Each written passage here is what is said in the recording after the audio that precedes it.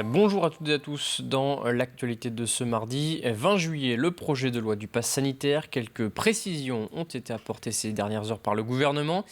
Concernant les centres commerciaux, tout d'abord, seules les structures de plus de 20 000 m² seront concernées.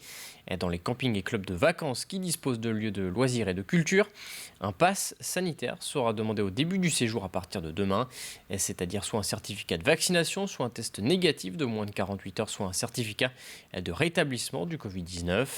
Enfin, pour les bars, restaurants et cinémas qui devront appliquer ce pass à partir de début août, l'amende pour les professionnels pourrait s'élever à 1 500 € et 9 000 € en cas de récidive. À noter également qu'Olivier Véran, le ministre de la Santé, a indiqué ce matin que le port du masque ne serait plus obligatoire dans les lieux où l'entrée est conditionnée au pass sanitaire. Dans le reste de l'actualité, le monde agricole vendéen se déplace à la rencontre des touristes. Après l'annulation du Salon de l'Agriculture de Paris, une tournée d'été est organisée depuis hier au Sables d'Olonne et début août à Saint-Gilles-Croix-de-Vie. Objectif, mettre en lumière les produits phares du département. Plusieurs stands ont ainsi été installés pour accueillir les curieux et leur proposer quelques dégustations. Reportage Pierre Dalicieux. Une tournée d'été pour les producteurs vendéens, quoi de mieux pour rencontrer le public ici au Sables d'Olonne. Et il ne faut pas longtemps avant que des curieux viennent se renseigner et même goûter les melons de Vendée, dont certains ignoraient même l'existence. Les melons, je ne savais pas, non.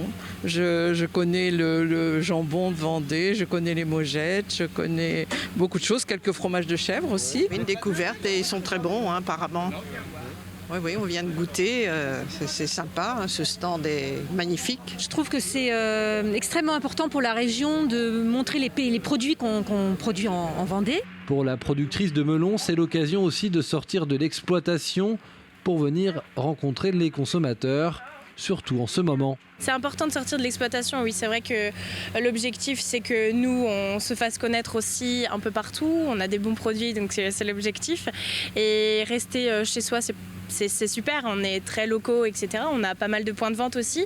On est sur Maran, Puyraveau, l'Aiguillon-sur-Mer. Mais de sortir du cadre, c'est parfois très intéressant et c'est super pour nous. La tournée d'été arrive aussi après une année très particulière où les producteurs ont été privés de Salon de l'Agriculture de Paris. Un rendez-vous incontournable pour beaucoup. Ça a beaucoup manqué aux partenaires cette année de ne pas avoir eu le Salon de l'Agriculture. Donc ils se sont dit mais pourquoi pas aller à la rencontre des personnes, des gens l'été. Donc voilà, on a décidé de créer cette tournée d'été 100% Vendée avec les producteurs et les entreprises qui sont habituellement au Salon de l'Agriculture pour représenter la Vendée. La tournée d'été 100% Vendée sera présente jusqu'au 25 juillet ici au Sables d'Olonne, puis du 3 au 7 août à Saint-Gilles-Croix-de-Vie. Et à Saint-Gilles-Croix-de-Vie, justement, l'été sont pleins depuis la fin de la semaine dernière avec l'arrivée d'une météo plus clémente, propice à passer sa journée à la plage, entre amis ou en famille.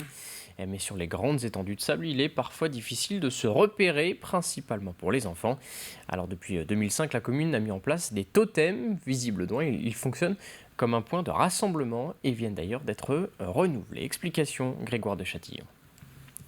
Un ballon de plage, un bateau, un soleil, on ne peut pas les manquer avec leurs nouveaux motifs colorés sur la thématique de la mer.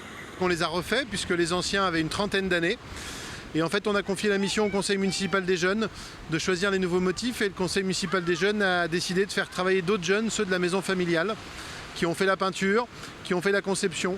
Donc en fait, c'est les jeunes qui l'ont fait pour les jeunes et c'était plutôt une idée sympa. Ils présentent des motifs enfantins qui permettent aux enfants qui sont perdus de se retrouver sur la plage et de dire à papa et maman, je suis au pied du ballon, de la grenouille, de la tortue. Et au final, ça sert beaucoup plus que ce qu'on pourrait imaginer.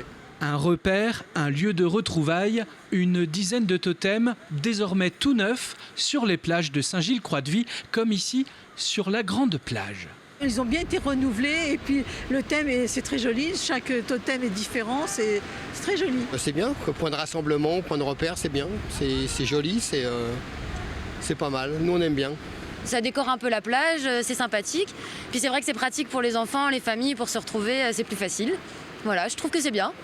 Comme chaque année, les totems de la plage de Boisvinay ainsi que ceux de la grande plage resteront en place jusqu'au mois de septembre, de quoi à nouveau se repérer plus facilement jusqu'à la fin de l'été. Et en cette période estivale, certains enfants passent quelques jours en colonie de vacances. Et si ces structures étaient très prisées par le passé pour des séjours longs, aujourd'hui, de moins en moins d'enfants les rejoignent. Les séjours courts sont également privilégiés. Et pourtant, en Vendée, l'association des Francas continue d'accueillir des enfants et de leur proposer des activités pendant l'été. Exemple sur la commune de Rive-de-Lyon, dans ce reportage de Marie-Aimée Copleutre. Il y en a qui ont déjà trouvé, on ne dit pas aux autres. Quel mot on peut faire ? La chasse au trésor est lancée. Direction la forêt pour trouver les pépites d'or. Ce petit groupe de 14 enfants âgés de 7 à 9 ans profite d'un séjour organisé par les Francas de Vendée. Entre 14 et 23 € par jour, c'est encore une façon pour beaucoup d'entre eux d'avoir des vacances. Les Francas de Vendée mettent en place des bases de loisirs tous les étés. Et donc le principe, c'est qu'on met à disposition un animateur et des tentes comme la tente cuisine, du matériel pédagogique. Du coup, les structures affiliées aux Francas peuvent s'inscrire et proposer aux enfants de leur structure des séjours sur plusieurs nuitées. L'avantage, c'est que les structures affiliées aux Francas peuvent profiter de tarifs préférentiels et donc faire profiter les familles de ce tarif-là, qui en effet sera abordable pour tout le monde et que tous les enfants puissent participer. Avec le coronavirus, l'organisation est un peu modifiée. Les enfants ne dorment plus qu'à 2 ou 3 dans la tente et ils ne sont pas autorisés à cuisiner. Malgré tout, le virus ne semble pas contrarier les animateurs ni les enfants.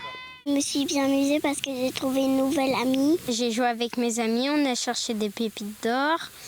On a fait des ateliers, on a fait des veillées. Moi, c'est ma première expérience professionnelle. Je suis ravie, tout se passe vraiment très très bien. Les enfants, ils profitent du plein air. Tout va très très bien, ils ont un grand espace pour jouer. Les enfants sont enfin heureux de se retrouver en plein air, de pouvoir s'amuser sans faire de devoirs, comme à l'école. Là, c'est la première période de vacances pour eux, donc ils commencent à se décontracter. Et on passe vraiment du bon moment en extérieur. D'autres séjours sont prévus par les Francas cet été, notamment à Nallier, à Vouvant et à Talmont-Saint-Hilaire. Les prévisions météo pour cet après-midi, les conditions estivales perdurent, le soleil continue de dominer et le thermomètre va également grimper, comptez 25 degrés dans les îles, 30 sur le reste du littoral, 32 pour la maximale du côté de Montaigu-Vendée et de La Roche-sur-Yon. C'est la fin de cette édition, je vous retrouve à 18h pour un nouveau journal.